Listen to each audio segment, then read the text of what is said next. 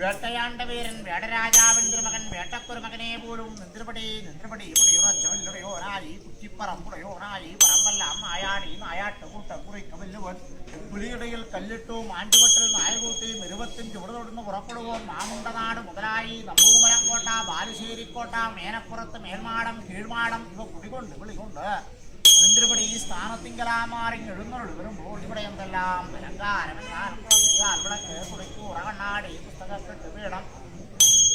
വെളുത്തോരു വെള്ളരി ആവിയും പുകയും ജാഴിൻപാട്ടും തണ്ണുലമൃതും നീരാഞ്ജനവും ജലഗന്ധ പുഷ്പ ധൂപ ദീപ നിവേദ്യ വാദ്യ വേദഗീതം